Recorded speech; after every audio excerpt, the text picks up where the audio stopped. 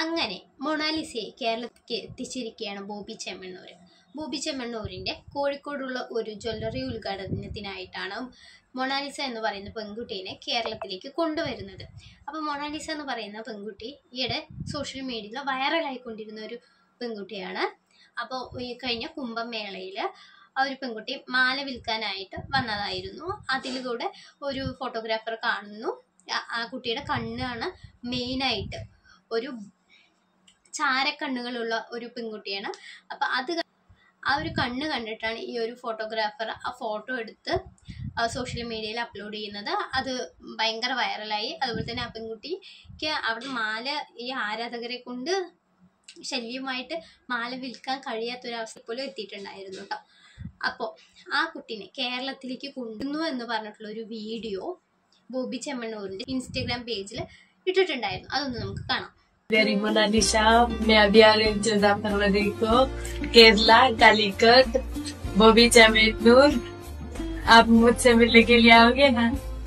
मैं അപ്പോൾ ഈ ഒരു വീഡിയോ ഇട്ടപ്പോഴത്തേനും ഒരുപാട് കമൻസ്, അതായത് ഈയിടെയാണ് ബോബി ചെമ്മണ്ണൂരും ഹണി റോസും തമ്മിലുള്ള ഒരു വിഷയത്തിൻ്റെ ഒരു ഇഷ്യൂ നടന്നുകൊണ്ടിരുന്നത്. അങ്ങനെ ബോബി ചെമ്മണ്ണൂരും എല്ലാം എയറിൽ നിന്ന് ഇറങ്ങിയതേ ഉള്ളൂ. അപ്പത്തേനുമാണ് ഈ ഒരു എന്താ പറയുക ഇനോഗ്രേഷൻ നടക്കുന്നത്, മൊണാലിസ അവിടെ നിന്ന് ഇങ്ങോട്ടേക്ക് കൊണ്ടുവരുന്നത്. അതുമായി ബന്ധപ്പെട്ട് ഒരുപാട് കമൻസ് ആ വീഡിയോയ്ക്ക് അടിയിൽ വന്നിട്ടുണ്ടായിരുന്നു.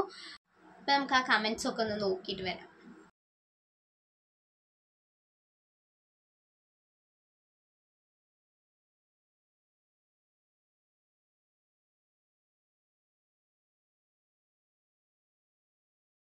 അപ്പോൾ ഹണി റോസിന് ഇട്ടൊരു കൊട്ടു കൊടുക്കുന്ന പോലെയാണ് ഈ ബോബി ചെമ്മണ്ണൂർ ആ കുട്ടിയെ കേരളത്തിലേക്ക് കൊണ്ടുവന്നെന്നുള്ള രീതിയിലാണ് ഒരുപാട് പേരുടെ കമൻസ്. അപ്പോൾ ഈ മൊണാലിസ എന്ന് പറയുന്ന പെൺകുട്ടീനെ ബോബി ചെമ്മണ്ണൂർ കൊണ്ടുവന്നത് അയാളുടെ ഒരു മാർക്കറ്റിംഗ് സ്ട്രാറ്റജി ആയിട്ടാണ് എനിക്ക് തോന്നിയിട്ടുള്ളത്. കാരണം എന്ന് പറഞ്ഞു വെച്ചാൽ ഇപ്പം ഏറ്റവും കൂടുതൽ വൈറലായിക്കൊണ്ടിരിക്കുന്ന ഒരു പെൺകുട്ടിയായിരുന്നു മൊണാലിസ. അപ്പോൾ ആ കുട്ടിയെ തന്നെ അവിടുന്ന് ഇങ്ങോട്ടൊക്കെ കൊണ്ടുവരണം എന്നുണ്ടെങ്കിൽ അത്രയും ആരാധകർ ആ കുട്ടിക്ക് ഉണ്ട് എന്ന് മനസ്സിലാക്കിയിട്ട് തന്നെയാണ് ബോബി ചെമ്മണ്ണൂർ ആ കുട്ടീനെ തന്നെ കൊണ്ടുവന്നിട്ടുള്ളത്. ആ കുട്ടിക്ക് കൊടുത്ത പ്രതിഫലം കിട്ടാൻ എല്ലാവരും ഞെട്ടും. 15 ലക്ഷം രൂപ കൊടുത്തിട്ടാണ് ആ കുട്ടീനെ കേരളത്തിലേക്ക് എത്തിച്ചിട്ടുള്ളത്.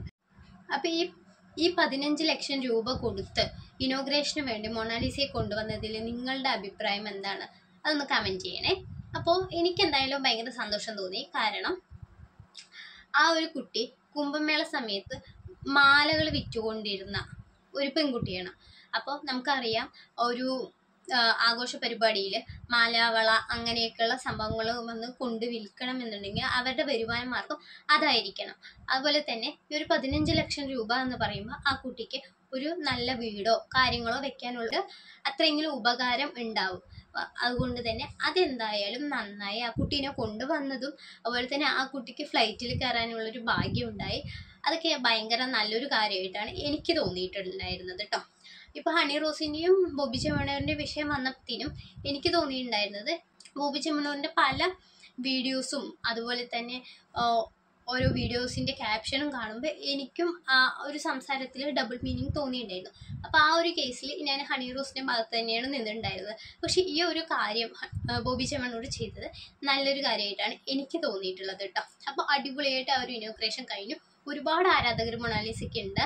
അതൊക്കെ ആ ഒരു വീഡിയോയിൽ തന്നെ നമുക്ക് കാണാനായിട്ട് സാധിക്കും.